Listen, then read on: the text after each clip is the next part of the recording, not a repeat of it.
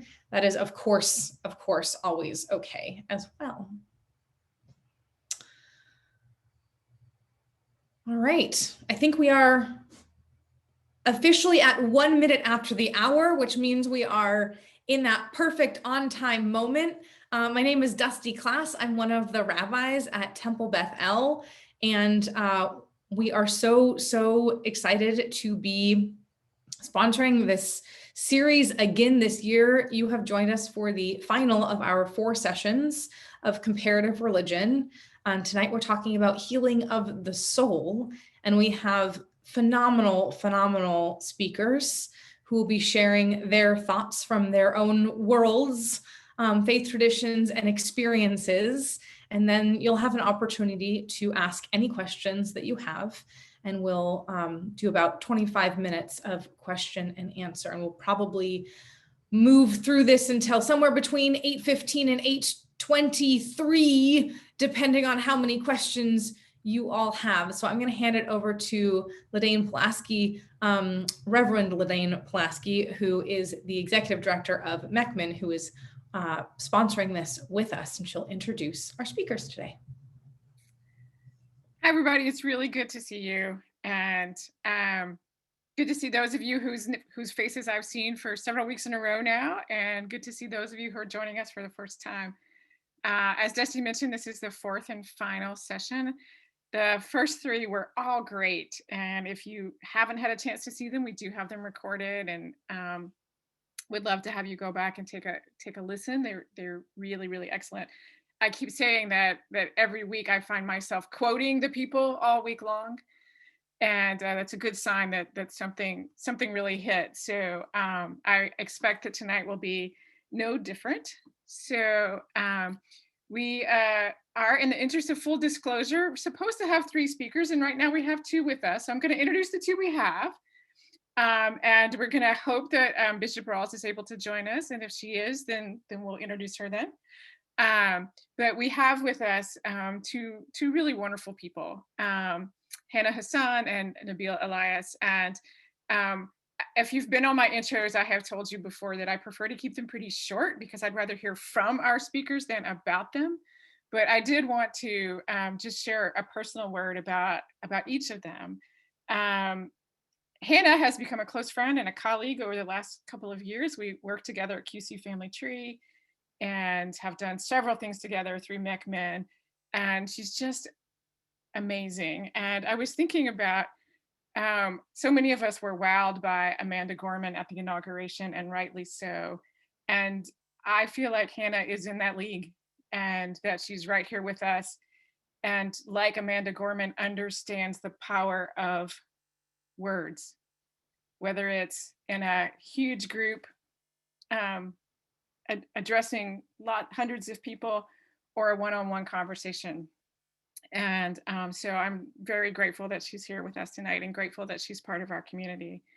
And as a personal word about Nabil Elias, when I joined MECMN, I felt myself very new to interfaith work, and I really didn't know a lot, and I still have a lot to learn. And he was one of the very first people that I met. And he has a stellar background. He's done all kinds of amazing things, and he's kind.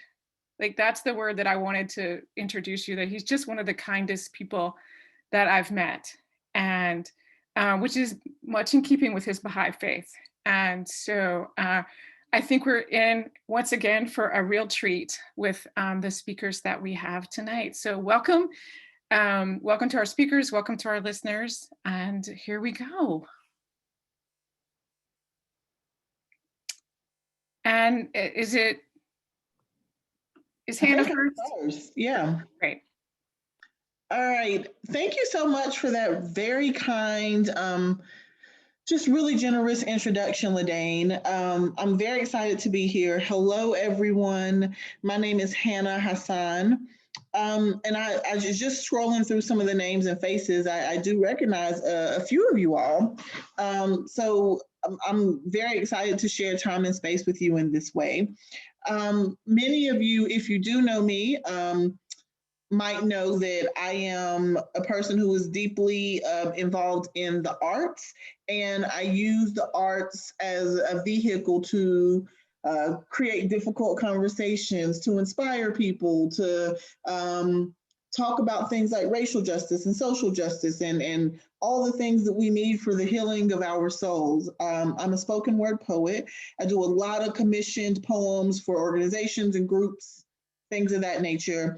And I do a lot of storytelling. So one of the businesses that I own is called Epic Tribe, EPOCHTRIBE. And it's a storytelling collective that's run by me and my sister. And I share that with you because you'll experience a little bit of our work tonight. We do stories that are real, true human stories. We interview people. We get their stories about different topics. I then write those stories in monologue form, and then we put them on the stage for live storytelling experiences that have different themes. We experience stories that are about housing and houselessness and crime and safety and really some things that challenge things like racism and white supremacy. And my flagship show, the very first storytelling show that I've ever done, and that sort of is a blueprint for all of the storytelling shows that I've done since then, is called Shahada Stories.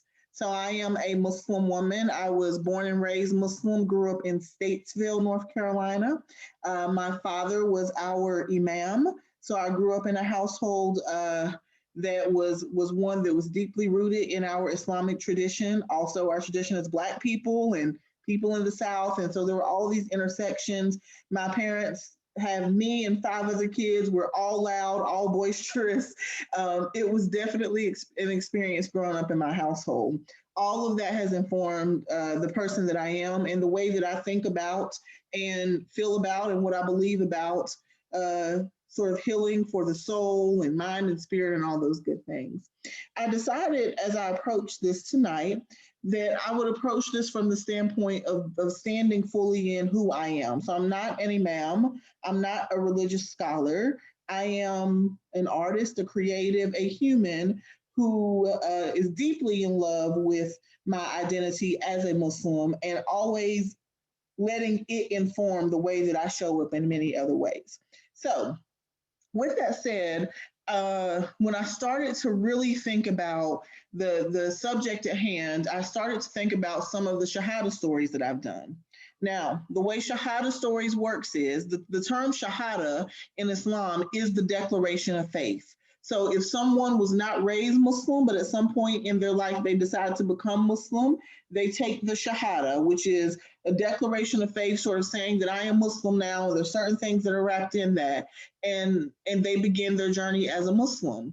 And if there are people who are born and raised Muslim like myself and have those moments in your life where you're like, okay, like I really want to rededicate myself to what I believe, you can take your Shahada then, and you can do it, as I understand, as much as you need to.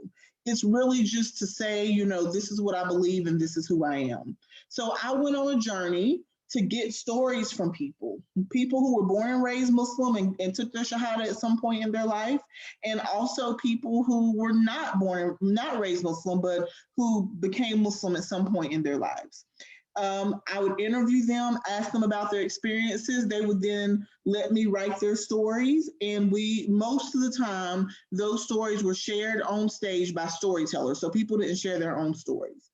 And this is the sort of format that I use all the time. I like to offer people anonymity, and I like for storytellers or actors to share stories as opposed to the people who they belong to, because it takes on a different level once that happens.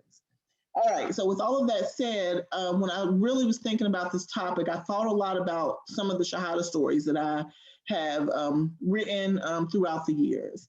And I thought about the fact that most of those stories are tied to when people had these moments in their lives that questioned the essence of who they are, that really had them challenge, what do I believe in my soul? Who am I? And they went to seek answers. So I thought I would start today by sharing a story with you. Please keep in mind, this is not my own story. I did write it, but this is actually a story of a friend of mine. And I'll share with you after why I chose to share this one today. and it's called The Journey. Everything in my life, it felt so big.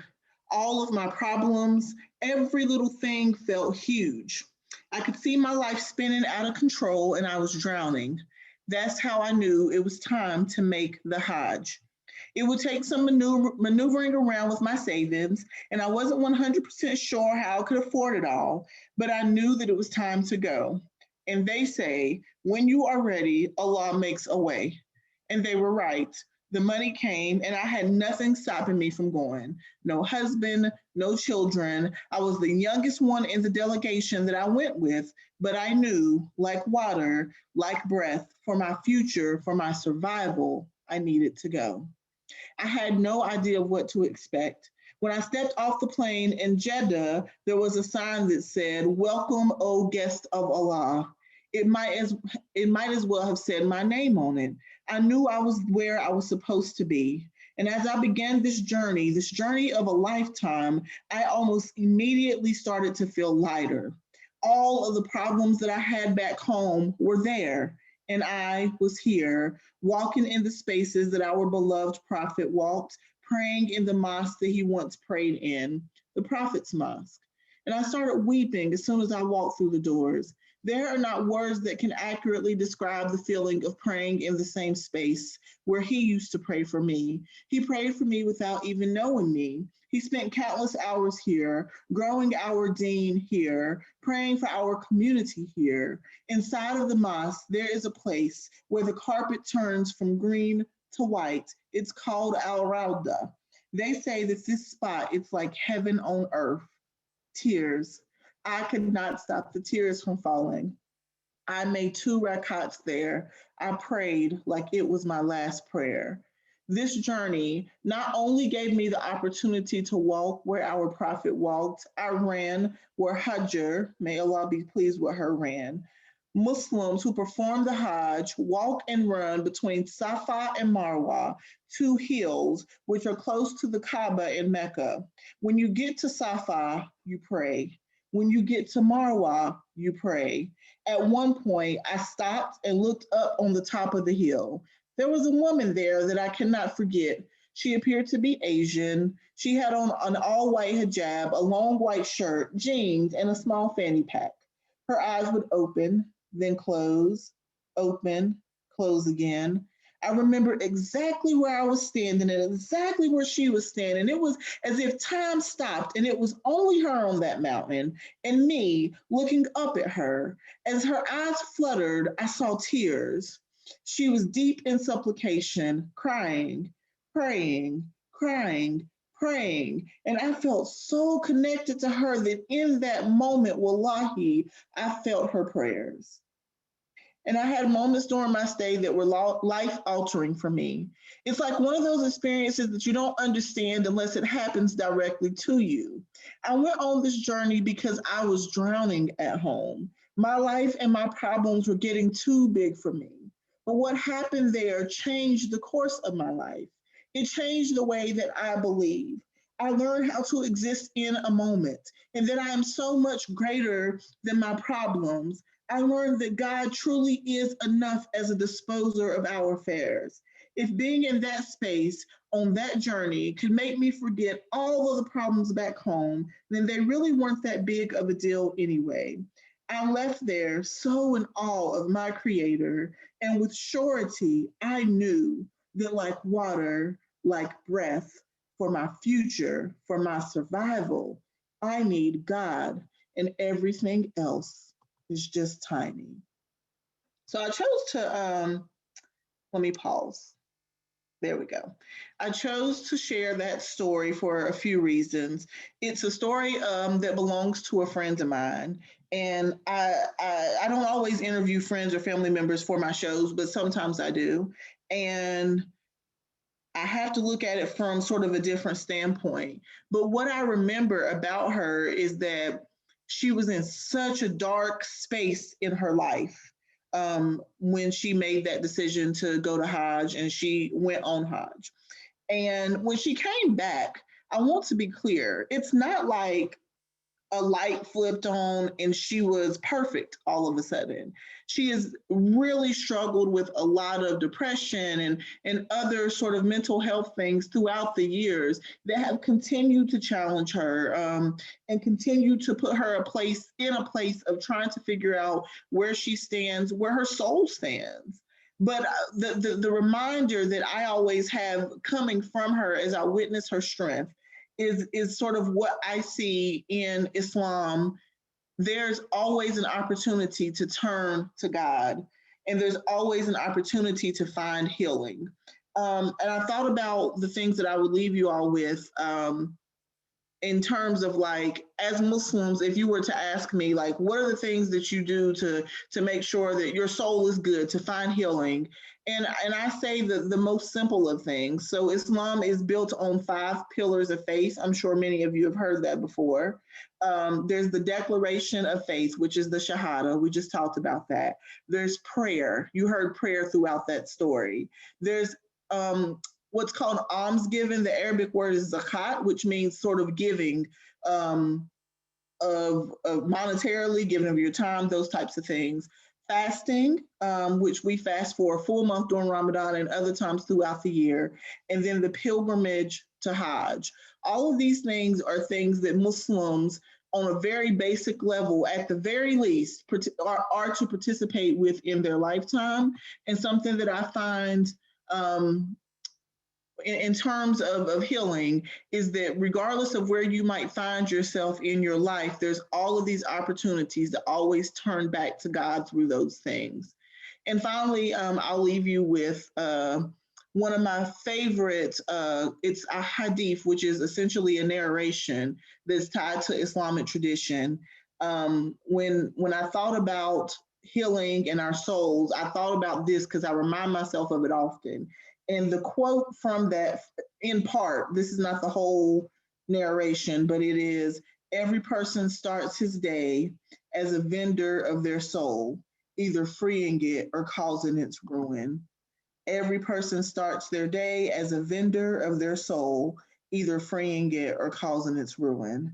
And the thing that I feel like I always hold on to and know, that I can remember as a Muslim, is that I have the opportunity to free my soul or to contribute to its ruin.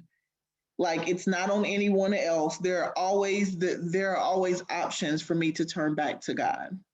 So I think that's probably my time. Thank you all for letting me chat with you, and I will definitely stick around so we can talk a little more later.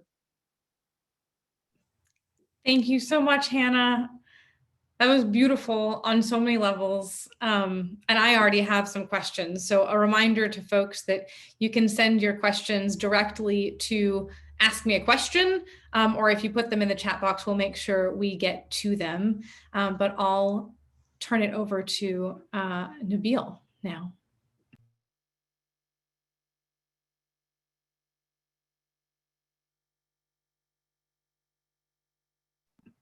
I forgot to unmute myself. Okay. Thank you, Dusty, and thank you, Ladaine, for your very kind words. And I really enjoyed very much the gift of words that Hannah has. It's just really amazing. I just have to make a confession. The minute I saw her name, I Googled her and found some online material. And my first inclination, I'm not really a very active social media person, but I had to share one of her videos. So thank you for sharing the power of words. The words really can penetrate the heart, and I really appreciate that. I'm really delighted to participate in this wonderful panel on the subject of healing the soul, and thank Temple Bethel, all the rabbis, and McMinn, and the subject about healing the soul is so critical. So I start thinking about, what do I talk about when we talk about healing the soul? and my mind went into two different directions. One was healing one soul, another one was collective healing. That collective healing refers to healing our community, our nation, our world. And so I'm going to start with collective healing, and then we'll go to the personal healing. The past year obviously was extremely difficult for everyone. Obviously, it was harder for those who lost loved ones, those who lost their jobs, impacting the most disenfranchised members of society, parents, especially mothers with young children. 27 million cases in the United States, 106 million worldwide, more than 465,000 deaths. That's individual lives that were snuffed out because of this virus. This pandemic is only, however, one symptom of a disillusioned and ailing humanity. There are other symptoms that include systemic racism that we all have become even more familiar with during the last year, prejudices of all kinds, the widening gap in extremes of wealth and poverty, homelessness, lack of educational opportunities for many people, healthcare coverage that is not existing for many people, political tribalism, strife, wars, nuclear armaments, environmental damage, global warming, and the list can go on. Now, if I continue with that list and stop there, I'll be very depressed myself, but I'm actually here to share a message of hope. In the Baha'i teachings, messengers of God, or as Baha'is refer to them, manifestations of God, are divine educators, and they're also referred to as divine physicians. So healing comes from faith, as they minister to the needs of humanity at different stages of humanity's development.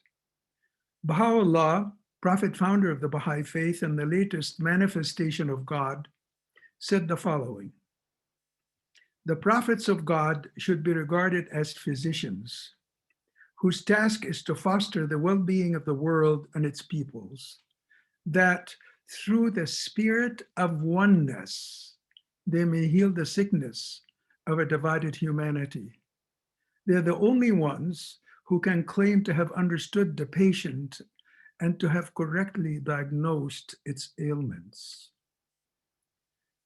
Abdul-Baha, eldest son of Baha'u'llah and the center of his covenant, who, by the way, traveled extensively in this country as speaker at churches, synagogues, universities, including Stanford and Howard universities, he affirmed that every divine manifestation, meaning messenger, is the very life of the world and the skilled physician of each ailing soul. Addressing humanity and the kings and rulers of the world some 150 years ago, Baha'u'llah said, "The all-knowing physician hath his finger on the pulse of mankind. He perceives the disease and prescribes in his unerring wisdom the remedy." We can well perceive how the whole human race is encompassed with incalculable afflictions. We see it languishing on its bed of sickness, sore tried and disillusioned. They that are intoxicated by self-deceit have interposed themselves between it and a divine and infallible physician. Witness how they have entangled all men, themselves included, in the mesh of their devices. They can neither discover the cause of the disease, nor have they any knowledge of the remedy. Elsewhere, he says, "Soon will the present day order be rolled up and a new one spread out in its stead." To explain this, there are really two simultaneous processes at play, one of disintegration and one of constructive integration, simultaneously going side by side. Despite the rapid process of disintegration visible to all of us, there is also a new spirit of awakening that's propelling people around the world toward a peaceful world. I believe that this evening's event is a reflection of this constructive process. I'd like to explain the importance of spiritual laws. So just give me a few seconds, allow me a few seconds to explain. Just like physical laws and formulas in science, there are also spiritual laws that are equally powerful as physical laws, maybe even more powerful. When scientists discovered physical laws, such as, for example, magnetism or electricity, they discovered truths that have always existed, but until that moment of discovery, they had remained, we have been remaining oblivious to them. These were physical truths that have always existed that we were not able to understand. Once a physical truth is discovered, it unavoidably spreads throughout the world. Different people were inspired by it and enabled to advance it to the next level, to use it to innovate. The discovery of new truths is always followed by new inventions based on that discovery, accelerating processes of technological change. You just can imagine what happened over the last century, 2 centuries. That was enabling us to use, for example, elemental sand, silicon, into a means of communication with distant planets. In the same way, the 19th century saw the discovery of major spiritual truths that humanity was previously oblivious to. As Baha'u'llah says, the earth is one country and humankind its citizens. The idea of the oneness is so ingrained in the Baha'i teachings. Women and men have been created equal. There's only one race, the human race. These are really, they sound very simple, but they're fundamental. And there's, of course, there's more. I just wanted to share those as examples of spiritual laws that have become part of our way of thinking. Just like the newly discovered physical truths, these spiritual truths have always existed, but until the veil was removed from them, they were absent from the collective consciousness of humanity. The discovery of these ideas set into motion an unprecedented process of positive social change, which, though slow, though gradual, oftentimes painful, has been moving steadily and decisively in the right direction. The Baha'i teachings are founded on the concept of the oneness of God, the oneness of all religions. And I know a lot of people will say, you know, my faith, and I respect that. But the oneness of religion in the Baha'i teachings has a different meaning. That meaning is that all the great religions that we're aware of, they come from the same source and they contain the same essence. So if you focus on the essence, we all belong to one faith. Of course, traditions and so forth vary, but recognizing that we all come from the same source, we all are, we form one humanity, and we believe in the same God. That has profound implications. So the consciousness of the oneness of humankind is critical if we're to promote and achieve unity. The Baha'i teachings provide a great deal about unity and the importance of justice as a foundation of unity. For example, on unity, Baha'u'llah says, "So powerful is the light of unity that it can illuminate the whole earth." He also says about justice, among many other things, "The light of men is justice. The purpose of justice is the appearance of unity among men." So justice is just as critical, two simultaneous processes.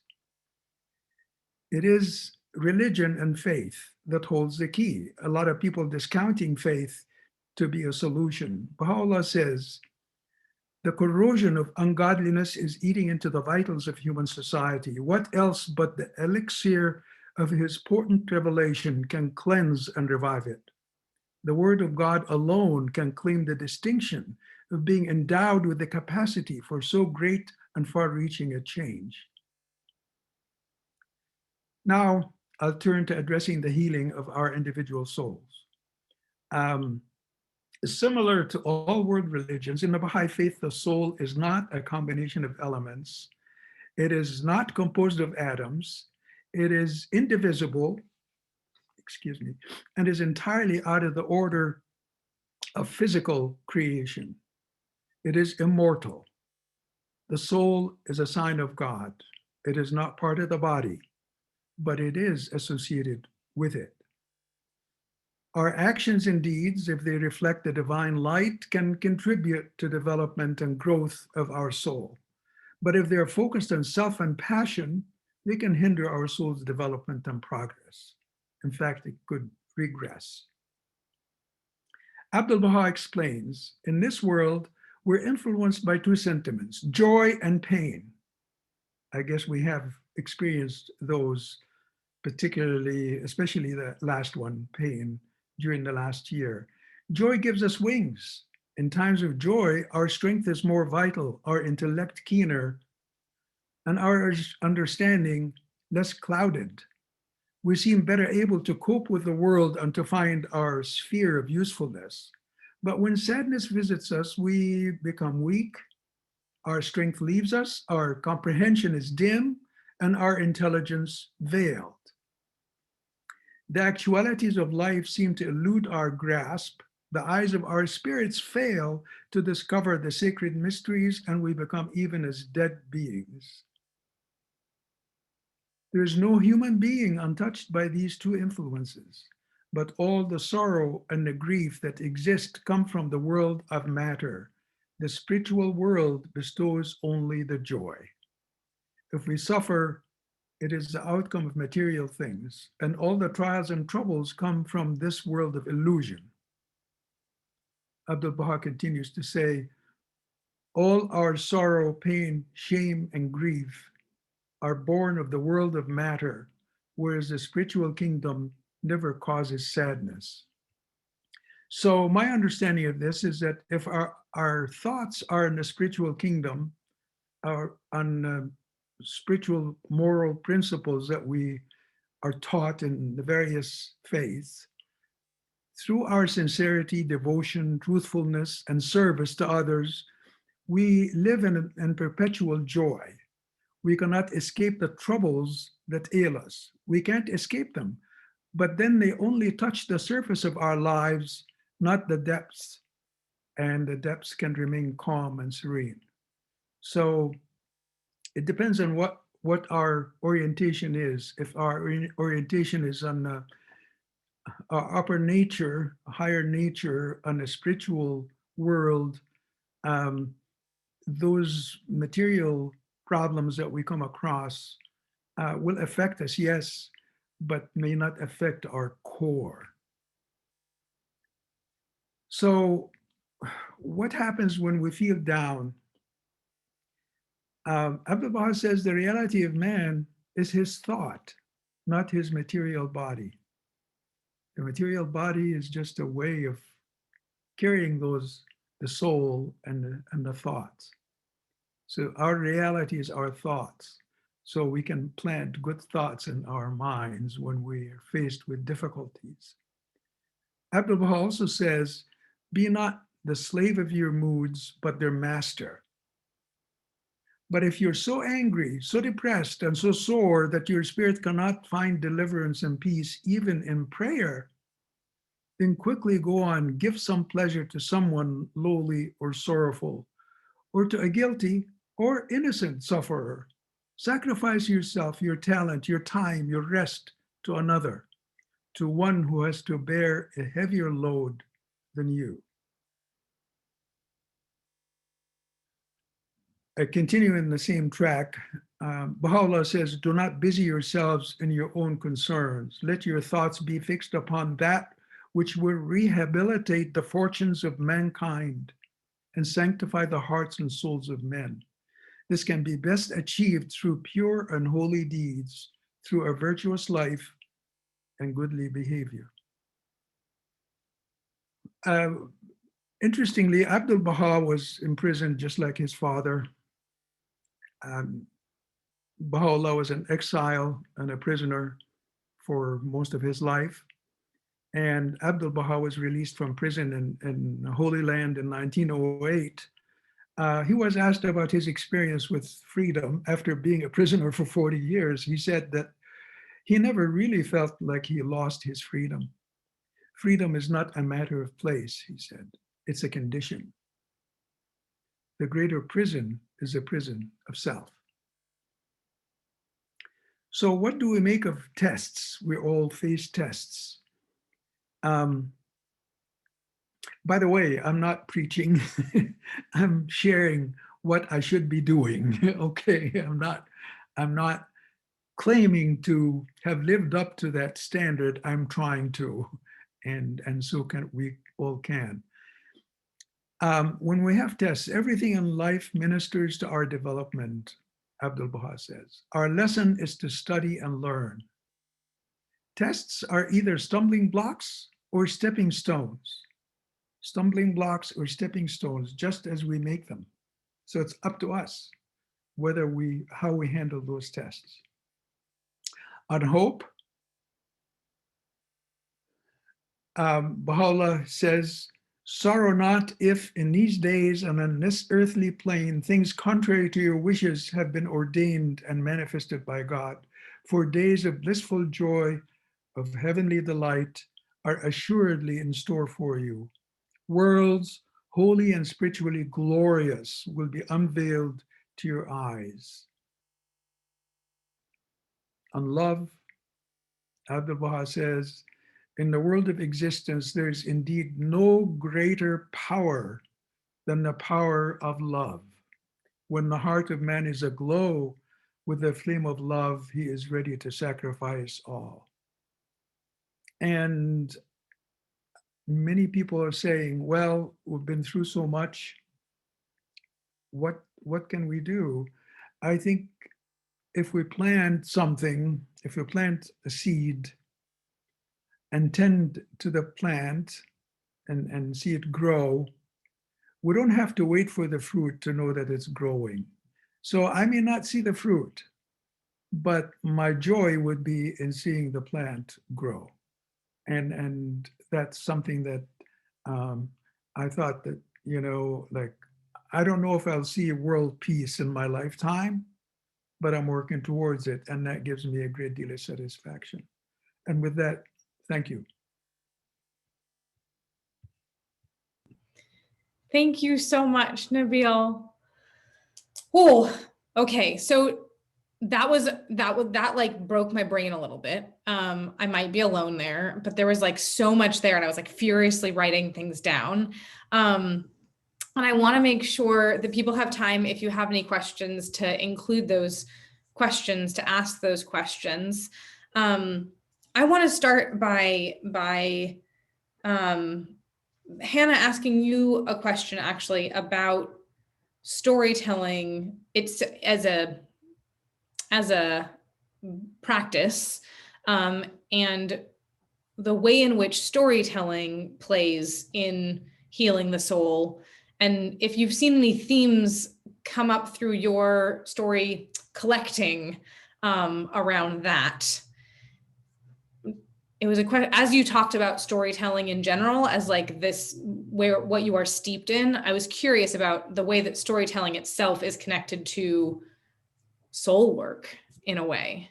Yeah, I think that it's sort of integral to soul work for many different reasons. When I'm sort of interviewing people and they're sharing their story with me, what I say often is the first story that comes up based on, the question that I asked them or whatever, is typically not the story. It's the story that's under there.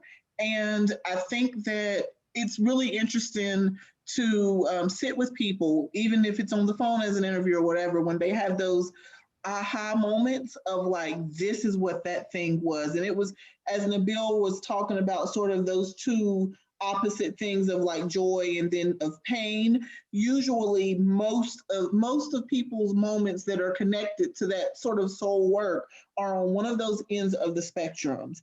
And what I found is, for whatever reason, I think that it's a lot of it is just sort of protection. We have the tendency to hide those moments of deep pain, but also the ones of deep joy. And when we finally pull those up and unearth them, speak them, write them, whatever, there's a freedom to it that I think people don't often realize is waiting on them until it happens.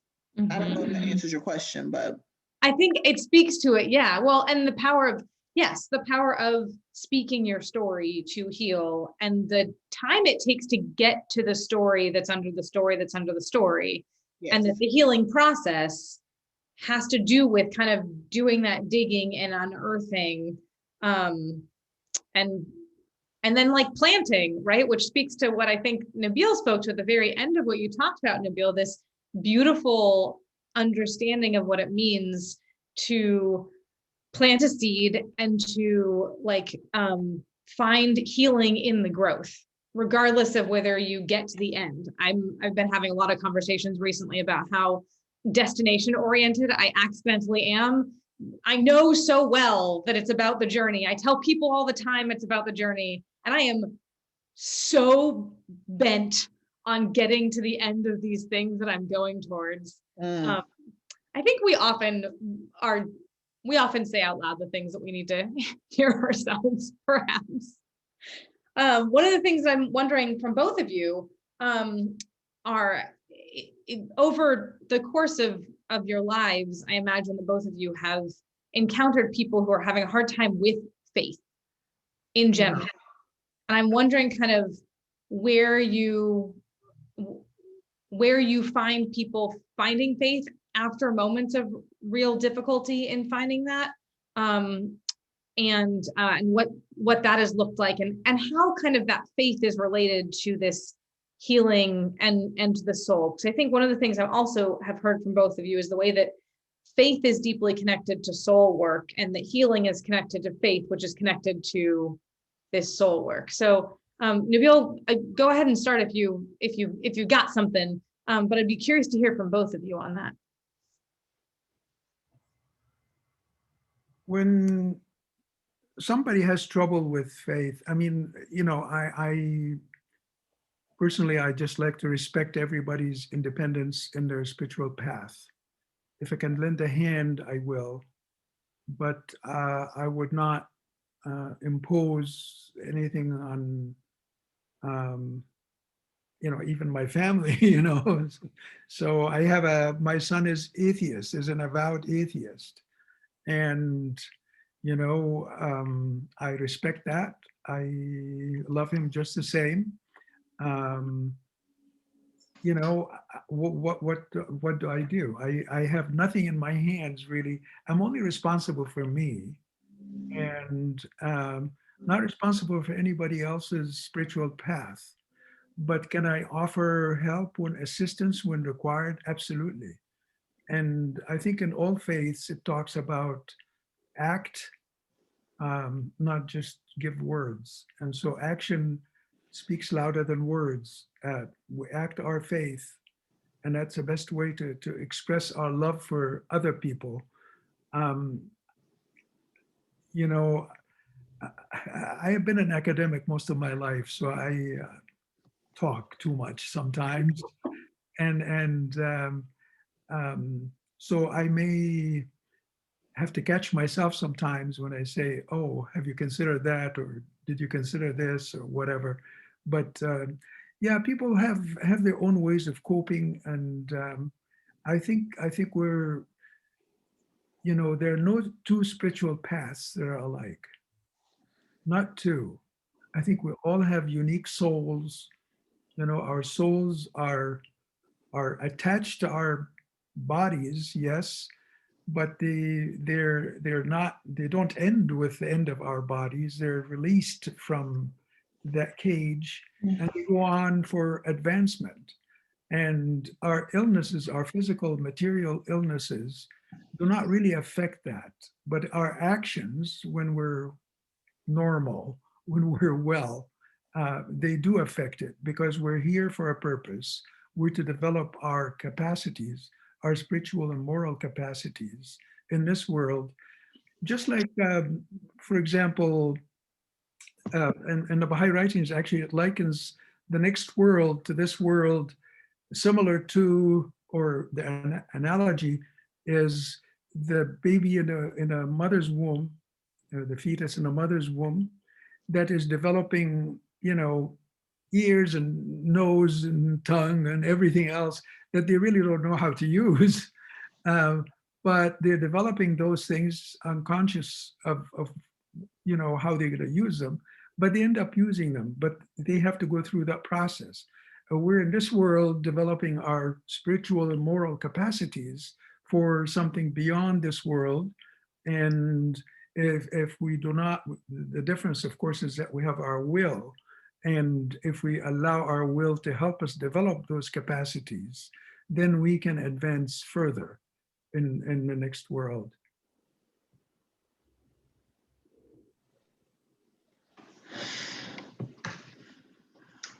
I would say there's I believe there's a difference between having trouble with faith and then having trouble with belief. Those are two very different things. And so the question that you asked was, so yes, I encounter people all the time who are having sort of that crisis of conscience where faith is concerned. And really, not to sound like a broken record, but most of the time, the story that I've found that the stories we tell ourselves about what's wrong, like what am I feeling, what's going on here, is not really the thing that we're having trouble with. And so oftentimes, especially if I'm interviewing someone, if I'm getting their story and they're expressing that to me, I try to formulate questions in a way to have them further explore what it is that's really going on, And it's really interesting to, just as a person who really loves human behavior in general, to watch and experience folks pull back those layers and say, okay, this is what's happening here. And that is something that I'm grateful that I'm able to do with people who are Muslim, but also many non-Muslims as well. I think that oftentimes most things lead back to our own stories, our own experiences, and how they inform the way that we're showing up in the world, what we believe, and that type of thing. Yes, I think so. I don't know. I'm trying to remember what it is about what you both just said that got me to where I'm going next. And I can't tell you how my brain got here. So you'll have to make that connection yourself. But here is I was thinking about kind of the way in which our bodies and our souls make up us. And I think Nabil, you said this, like they're not made of the same stuff, but they're both what make us together, right? And that our soul is this. I remember when I was doing my chaplaincy internship many years ago in rabbinical school, I got we had an instructor who taught us that, the doctors who go into these hospital rooms, their job isn't particularly clear cut all the time, but they can usually see some aspect of what it is they have to fix, help. Like there's a physical break that they can look at some point. And then this instructor said, and your job, chaplains, is to go find the invisible brokenness. Which was, and that got me thinking about kind of like, what is the anatomy of a soul? Like how can you tell when a soul is broken? And how do you interact then with a soul when you can sense that there's something that needs healing there? And that's a big question. I don't know if either of you have an answer to that question. You might, and you're welcome to speak to that. But I'm also curious about this connection between body and soul. And, we also spoke earlier in the series about healing of the body. And so I'm curious about this interplay between healing of the body and healing of the soul, and whether you have thoughts on kind of the way that our bodies play into, like the healing of our bodies play into the healing of our souls, and vice versa, right? The way that like a healthy soul speaks to a body that may or may not be whole or healed or whatever that means. I don't know if there was a question in there. Was there a question in there that either of you feel like you got something to say about? You tell me. Yeah, I see exactly where you're going. I had this conversation with my husband prior to this conversation, because we were talking about this topic, and I was like, well, what's the difference between, how do you see the difference between your heart being broken and your soul being broken? Like, these to me are two totally different things. So, and then we think about body as well and the interconnectedness of all of that. I remember my siblings and I talk about this often. My dad had a chronic illness that he really fought like such a champion through and with for probably about 15 years, the last 15 years of his life. And bit by bit, it chipped away at different parts of his physical ability. And I've discussed with my siblings and my mom, like the moment that we knew really that, like, even though the doctors had been telling him for years, like, you know, you're about to check out of here, it's, you know, it's coming, and he would still fight and be good. But he had a surgery on his eye and he lost vision in one of his eyes. And you can even see it in the pictures of him. There was something of his soul that had exited the body. Like, and even though physically he wasn't in as bad condition as he had been previous times, that was the beginning of the end, and it literally was. And we talk about that because we're sort of holding on to and acknowledging that when the heart and the soul is broken, and there's this sort of palatable feeling that you have when you know that that's happening, especially if the body physically is already fighting. Like, there's no chance. His body didn't stand a chance once his soul was broken. And I think I shared that story to say, like, I believe that all of those things are connected. That doesn't fully answer your question, but it's just a further insight onto how I see it. Nabil, take it away. It's a tough question. I know that there's a group of Baha'is that are studying this area. They're medical doctors in the healthcare area. They're really examining this. And the Baha'i writing it's clear that healing is of two kinds, material and spiritual. And spiritual healing requires, prayer and, meditation. We have, there are plenty of prayers that revealed prayers to say when people are sick. You could pray for someone's well-being and health. And I think that's not unique to Baha'i. I think it's in all faiths, we pray for people that are suffering. And so we're encouraged to seek competent medical attention and not rely on prayer solely.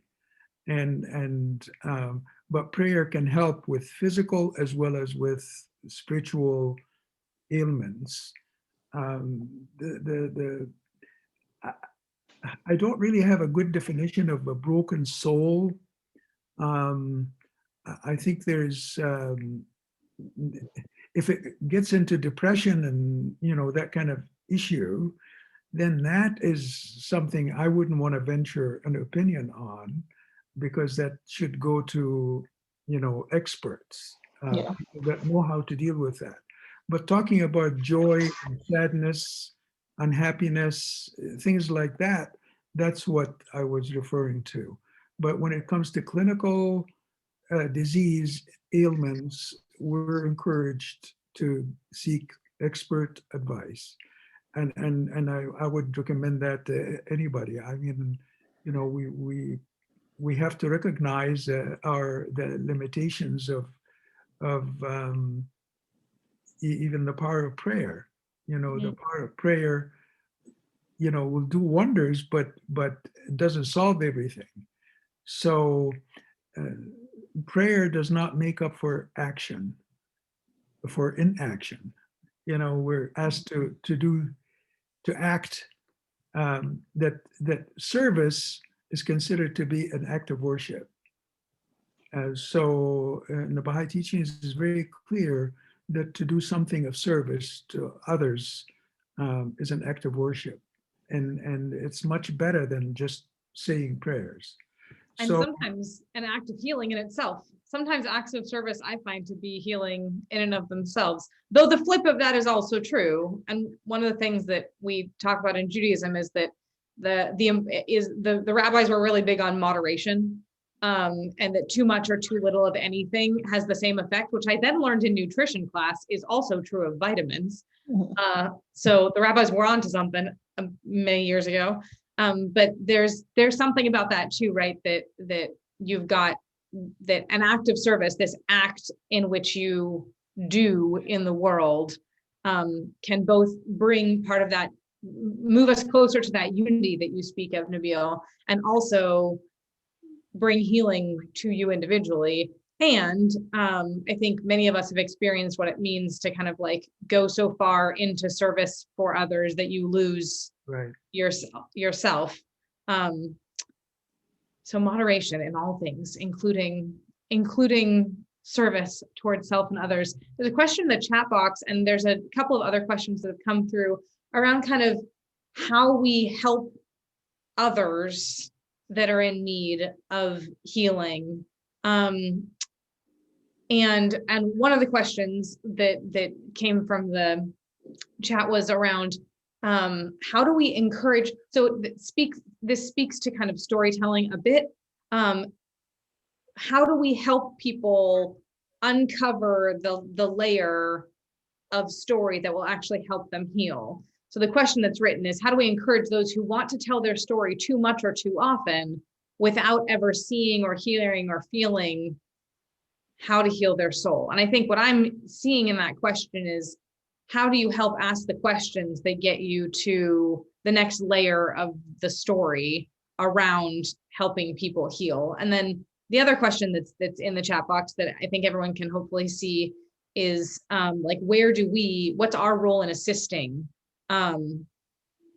people who are in states of perhaps extreme sadness or transition or brokenness, whatever that might mean. Yeah, so I think that those questions to me are very similar, in that I look at healing. There has to be, it's the word that you just discussed, which is balance, right? Healing can and should in some ways happen in community. So we set up communities, neighborhoods, spaces that are centered in healing. So that are created to create space where people feel safe, where they feel brave, where they feel supported, and all of those things. I believe that healing can only happen if you have that foundation of those things there. And healing can only happen if the person wants it to happen. It's a very personal walk with God or with whatever or whomever you believe in, that has to be a choice that human makes. So that the thing about the stories where there's always somebody in the room who's willing to raise their hand first and tell their story and center their own experiences. Most of the time, again, the story that they're telling is not either one, theirs to tell, or two, it's not the story, right? And I think that sometimes there's an opportunity to invite people to consider something different. And that can literally just be in conversation, in the asking of them. But I believe that the best way that we're able to facilitate any type of healing for someone else outside of ourselves is by being that. And it's by determining what people need and not necessarily what we want them to have. Like, I've realized so many times, especially through the process of story gathering, that I can see the story. I see it right there. I literally had this conversation with my husband because he was telling me a story when I was talking to him about his own sort of experiences that he had to heal from. And he kept going to another story. And I was like, no, but that's not it. But no, that's where he's ready to go right now.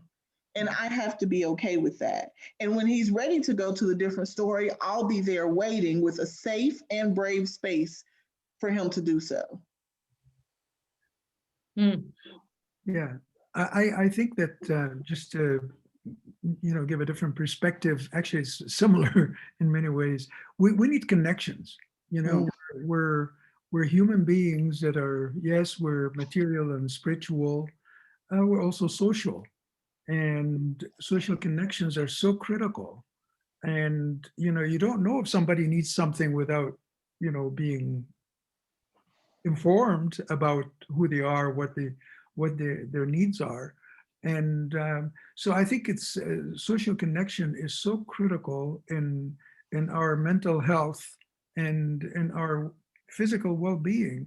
And I think that's part of the problem with COVID-19, that people feel isolated, they feel not connected, they lost that. And at the beginning of COVID, I was having like 4 and 5 Zoom meetings a day, sometimes more, and I had to decline a few. And now I'm saying, okay, now I think I've found the right balance. So it's really because you just can't live in isolation. We're not made for that. We're made to connect, to care, and to be cared for. And it's deeply social creatures. Exactly. And I think that's something that that's an expression of love. When you talk to somebody, I mean, love has different meanings, but caring is caring, loving people just for their own sake, and not judging them because they're different in some way or another. We have to stop exaggerating those artificial differences and focus on those beautiful differences in capacities and differences in talents, and differences in the way of we serve one another. That's wonderful. That's laudable. So when we talk about oneness, it has nothing to do with sameness. It has a lot to do with mining those differences, mining them for our own good, collective good. Yes. Well, and it makes me think of, and perhaps this is like a trite metaphor at this point, but the way in which we are all in some ways a piece of a puzzle, and the whole puzzle, you need everyone for the whole puzzle, and no puzzle piece in most puzzles looks exactly the same. And the trick is to figure out where each puzzle piece fits and how you fit really into and with each other. And I think that's the different, like celebrating those differences that help unite us is figuring out how each of us in our own ways complement each other. You mentioned kind of the like level of isolation, and you began speaking, Nabil, by really speaking to kind of all of the ways in which this pandemic has like been traumatic, and lifted up trauma, that like the ways in which it has been traumatic in and of itself, and the ways in which it is just a symptom of a lot of different brokennesses in the world that have been real and there and present for a very long time. Yes. And one of the questions, and maybe the last question, and then I have the last question before the last question that I'll ask, is around kind of we are so deep, I think, sometimes in this pandemic and in this particular experience that this might, I don't know if this question will work so well now because we're in it, but I find, and it has, one of the things that's been interesting is that there you are all on one screen together. Now I can see your faces, not in a little corner. Yay. Natalie's been trying to do that this whole session. So thank you, Natalie. I find that often people go searching for their souls when they hit bottom, or when things get so bad that there's nothing left to do but or something like that, right? Like when there's this extremeness to searching for soul stuff. And so I don't know if this is possible to answer in this moment, where I think we are in many ways in a world of extremes. But I'm curious about kind of what healing of the soul might look like, or where you've seen it in like the non-extreme moments of the world, in the everyday interactions of people, in the space after trauma. What does healing look like when you're not healing from a deep brokenness? I think that it looks like small moments. And I will say that sometimes even when healing from a deep brokenness, at least from what I've experienced with myself and others close to me, that it can be this. It's it's small moments, small acts of goodness, of doing something good for your heart, for your soul, by being there for other people. That, you know, that quote, you lose yourself in the service of others, or find yourself in the service of others. I think I've seen it the most. I feel like, not to speak for everyone in the world, but we have all been broken open in the last year in ways that none of us planned for, but we're all on the same ride together. And the things that I have seen that have mattered the most to people were not the really big aha, like earth shattering moments. It was literally someone like baked homemade biscuits and brought them to me at the beginning of the pandemic.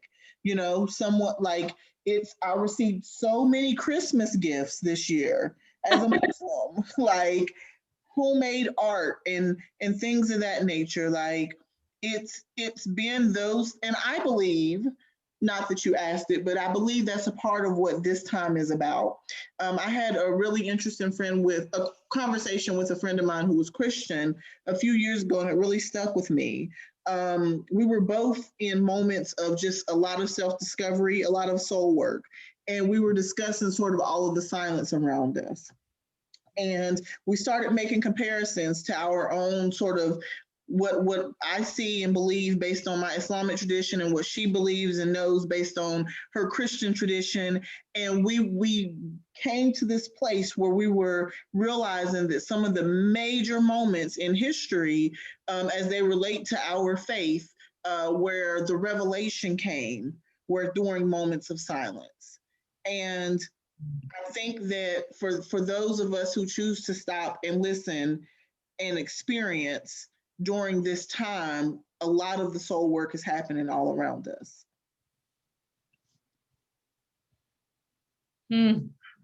I fully agree with what Hannah's saying. I mean, it's just reaching out and expressing your love and care for another person, particularly if they need more help than you. And so, you know, that is the most critical thing. And I think of one of the advantages of having COVID is that I reconnected with so many people that I had lost touch with. I've been searching them and have been reconnecting with them, and we'll have some reunions of different strange gatherings that we were at before, like 50 years ago or something, and we're reconnecting regularly now. So that is really nice for all of us. But especially if you know someone that is alone or needs some help, that's where it really means the most. But then I have a different comment that I want to make about, imagine if this world was really united and COVID hit. It would have been crushed in no time at all. But all this, wrangling and accusing this country or that country, or closing the travel here, there, etc., because we were not united to really solve that problem. We're not geared up. And so one thing that this pandemic highlighted is the need for collective action, not just Yes, in our communities, of course. Yes, in our nation, of course. But globally, we need certain things. There's no boundary for climate change. There's no boundary for, environmental degradation. There's no boundary for viruses. Why can't we put our resources together and our best brain minds together to stop these things from happening? And so this global perspective to be um, more world embracing vision. If we have a world embracing vision, we could tackle just about anything. And this is one of those that I mentioned, spiritual laws that we have to really kind of ingrain in ourselves and on our consciousness. Then that would really solve a lot of problems. And we're hopeful that there will be a glorious future, and hopefully not too far in the distant future. I want my grandkids to see it. Amen. I've been thinking a lot about global and how we've been using global. And it's so fascinating because I think when I think about global, I think about Coca-Cola. And the ways in which Coca-Cola has permeated the globe, and that as a sign of the ways in which we are all in each other's worlds in ways that we didn't used to be, and ways that we're able to interact with each other in ways that we didn't used to be. And also the ways in which that global movement is part of what caused this thing to spread so quickly. And so I think we sometimes mistake the ways in which we are able to interact globally with global unity. But what you're speaking to is really different, right? It is the ability to globally say, stay put, right? It is the ability to globally say, reduce carbon emissions, right? Whatever that may mean. It is the ability to understand globally the way in which we are all responsible for one another, that we are actually breathing the same air, and standing on the same ground, Right. and the ways in which coming together requires an acknowledgement of that on kind of a different level than I think we've gotten to yet, but perhaps are indeed moving towards. So I'm looking at time, and I'm seeing that we're close. So my final question tonight, I was really struck, Nabil, by this beautiful image of prophets and messengers as divine physicians. That really struck me as just really beautiful. And I'm curious, if we keep taking the metaphor with us for fun, I'm curious about what our scalpels might be as divine physicians. Like, what is it, or what our stitches might be? If the scalpel is a tool, but the stitches are what then repair in surgery. We've named some already, right? I think storytelling is in itself one of the ways that we stitch sometimes, and this reaching out to other people is another perhaps way that we stitch. And I'm curious, just to close out, if there's anything else that you would kind of like throw into the mix of what you're kind of, as a spiritual physician, as each of us perhaps a spiritual physician of sorts, what might you add to our collective toolbox of spiritual medical tools? And for those of you who are participating, I think we'd love to know what you think too. So please feel free to add into the chat box if you're thinking of any tools yourself that you would want to make sure we're thinking about tonight. Include those. But Nabil, go for it. Well, one thing that Baha'i communities all over the world are doing is that, we don't have big places of worship, but everybody is responsible for doing their own devotions. So practically every family has its own devotion with its own circle. And there could be interfaith, they're not Baha'i devotions, they're devotional gatherings with other people to share. That's one thing that we could do. we have, really focusing on the children and the youth, especially the very young youth before they get, they just like humanity is at a stage where developed muscles and, they've grown in adolescence, but they have not matured.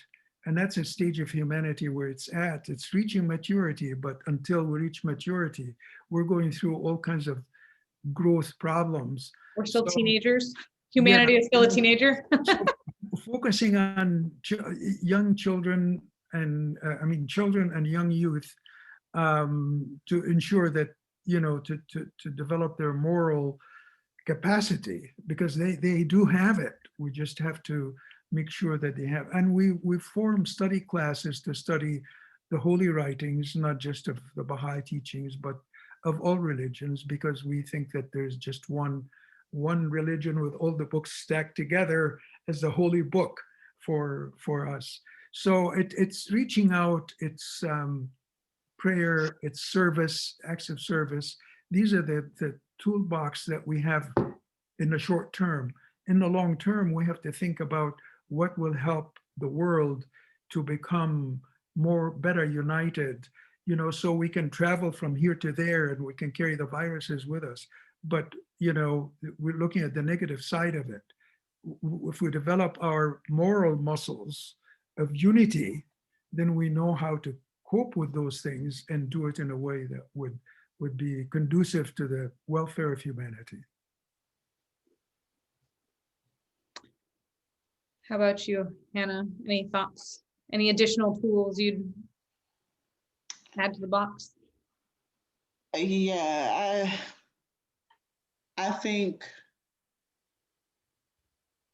radical undoing of systems and structures that have been built and that continue to oppress and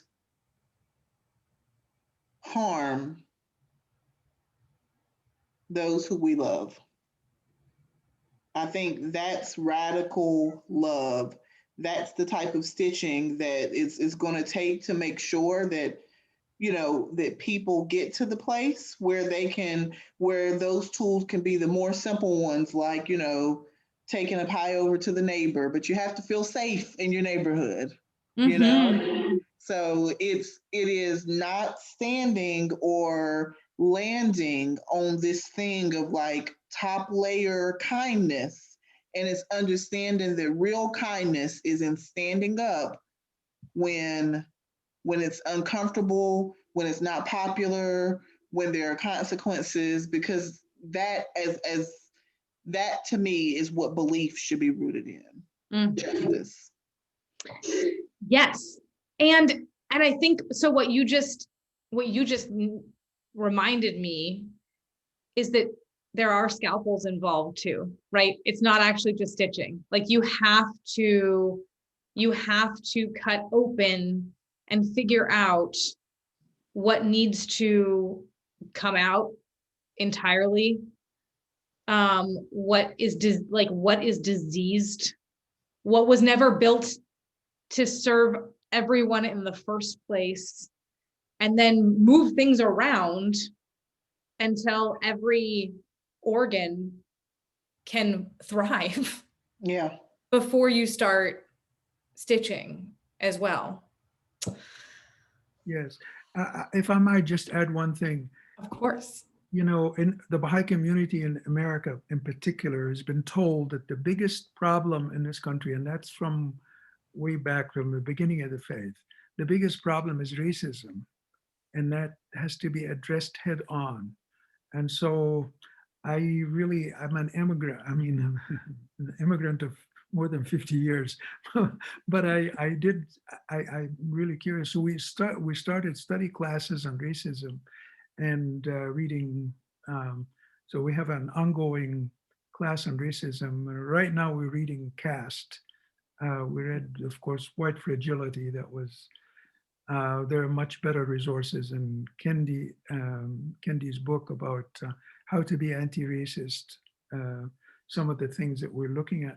So I really think that that's one thing you could add to the toolbox. We have to really understand how to tackle that problem, particularly systemic racism.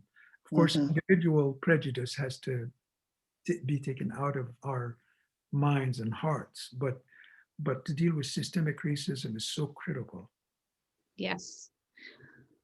Oh, well, that's just, tomorrow. Okay. Sounds good. Yeah. We'll reconvene for our first step of dismantling the systems. Thank you all so much. Thank you everyone who is here, who has participated in listening, who has offered questions, who offered their own tools for the toolbox. Thank you, Hannah and Nabil, for sharing your wisdom with us, and for the bravery it takes to answer questions on the spot. I just want to lift that up. I know I know you signed up for it, but it's, and maybe I speak for myself when I say that I think questions on the spot can be really scary. So thank you for continuing to share wisdom, even when you didn't know what question was going to come at you. Thank you to Mekmin so much, and to Reverend Pulaski, I'll be very official in this moment, for the role that you and Mekmin have been playing in doing some of this unity building, hopefully. And thank you to Matt and to the Comparative Religions team, who every year has reminded us to make sure that this program is a priority at our temple. I'm going to keep saying thank you to other people for a moment. Thank you to Natalie and to Tracy, who manage our stage really, really well, and for whom, without whom, there'd be all sorts of glitches that make the experience a lot more difficult to sink into. And I'll offer a thank you to my clergy colleagues, and particularly to Rabbi Knight, who I know wishes he could have been here tonight. So thank you to him also for letting me kind of jump in and spend some time with all of you. I'm sorry there are no cookies. However, may it be soon and in our times that cookies return to this gathering, and that we all return to a place where there are cookies and our people and bodies in the same place to share those cookies together. And with that, I send you out into the evening. Ladaine, I don't know if you have a parting word you'd like to share, but you're welcome to if you'd like to, and then we'll say goodbye. That was such a stirring a blessing, but I will say that if you've enjoyed this and want to connect more, the best way to know what we're doing is to sign up for our newsletter, which you can do at mecmen.org. And we have all kinds of things that are going on on a weekly basis. So we'd love to welcome you to join us more often. And so again, mecmen.org, give us your email address. You'll get an e-newsletter every other week. We don't overwhelm you, but we'd love to have you at more stuff. And it's been so great to be a part of this. I mean, all 4 weeks have been really wonderful. So it's been great to be a partner in bringing these together. So thank you. Wonderful. Thank you all so much, everyone. Have a wonderful, wonderful evening.